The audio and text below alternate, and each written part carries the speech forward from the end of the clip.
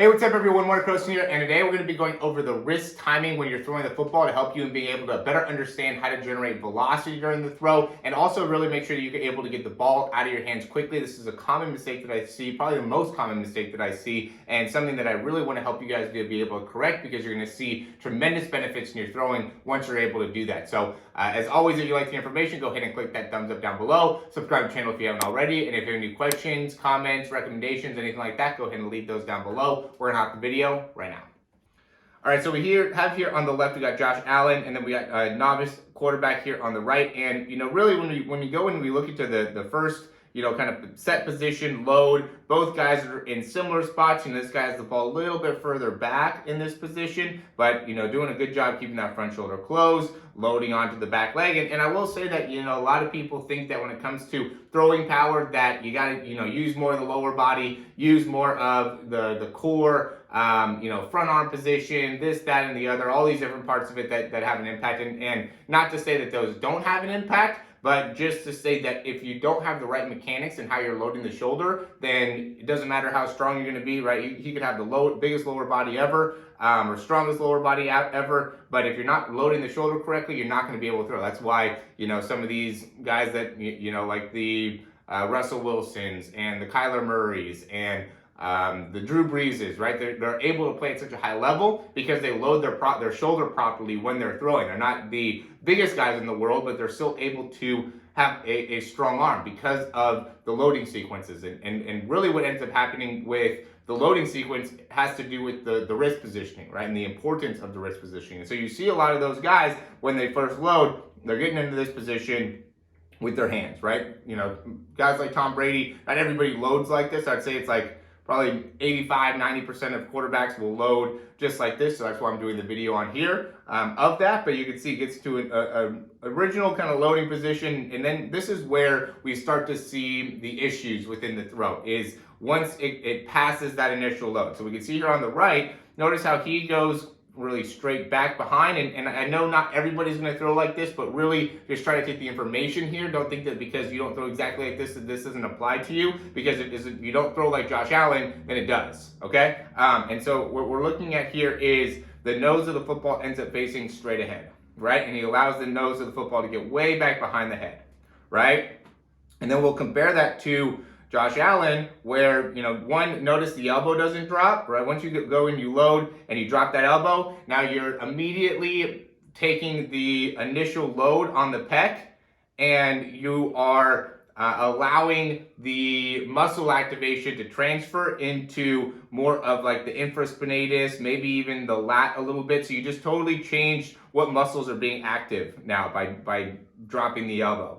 Right? And now you don't have any activation within like the medial delts, within the traps, within any of those upper muscles in comparison to when you keep that elbow up, right? So notice how as he's transferring, he's keeping that elbow up. So this keeps the engagement within the pec and that upper shoulder, instead of it transferring from an upper shoulder and pec load to then being a lower shoulder and more focusing on, like, again, the infraspinatus type musculature.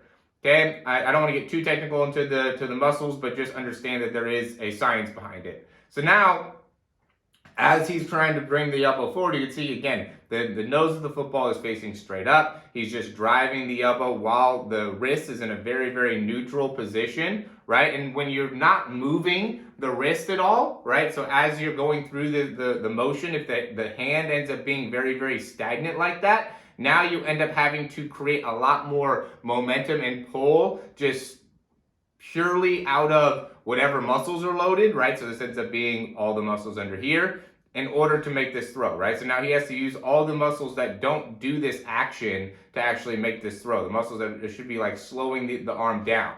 Okay, and so now as he's coming forward, now he ends up releasing the ball way earlier. He doesn't get full extension in the elbow as he's releasing the ball, right? And you could also see that the timing of the release is bad, right? Because the ball is coming out of the hand way before it needs to. If we look here on the left, notice here, goes and loads, driving the elbow forward. This entire time he's keeping the same muscles loaded, and never do you see the nose of the football facing straight ahead, right?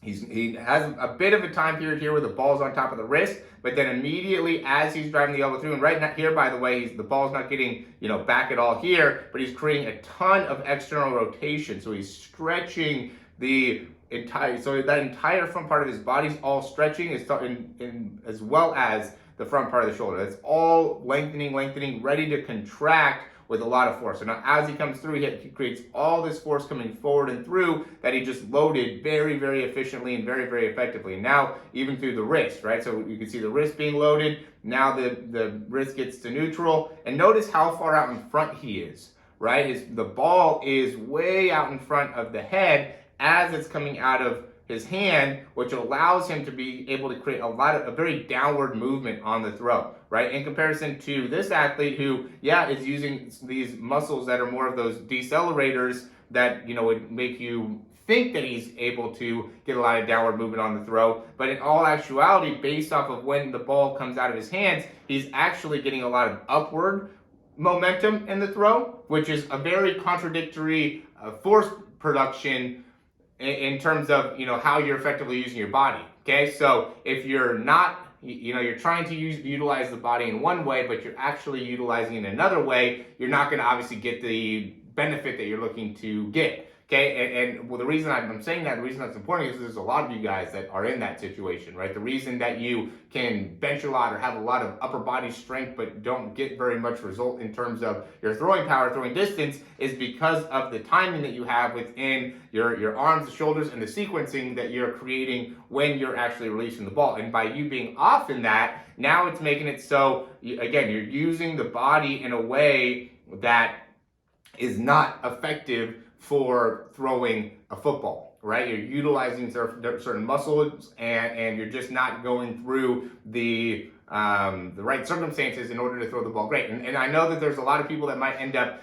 saying that, I get too technical into the quarterback throwing and, it ends up clouding your head or whatever, makes it so you aren't able to perform at the same level. I'm a huge proponent of when you actually go and perform, you don't want to be thinking about your mechanics and what you're doing and where there's going to be, there's a time and place to be able to really focus on being able to do this. But a lot of the coaches that will say, oh, he's putting too much into it and it's, it's not that difficult, right? You're not making it, you're making too much complexities, whatever the case may be. I don't even know what the actual argument against it is, because to me it's just so senseless, because at the end of the day, we have to be able to effectively understand how to throw the ball further. So if the focus is not on that, then you're going to end up just staying stagnant in how you're currently throwing. You can't just continue to do what you're doing and expect to get 3 yards further, 5 yards further, or 10 yards further, 15 yards further. The guys that are able to throw the ball 60 yards plus are very technically sound.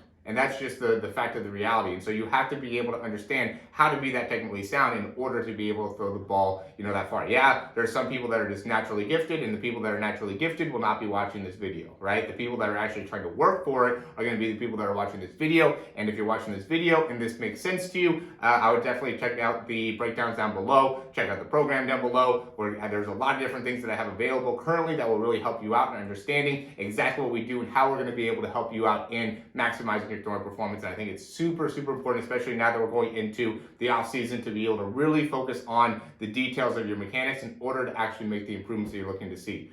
I understand, again, the whole thing with the technical side and not overthink, and I agree, don't want to overthink it, and we will talk through how to make sure that doesn't end up being the case. But at the end of the day, you need to have a great coach that will help you in understanding what are the technical parts within the throw to make it so you can throw further and stay healthy. And this is an example of how we do that. So as always, thanks for watching. We'll talk to you soon.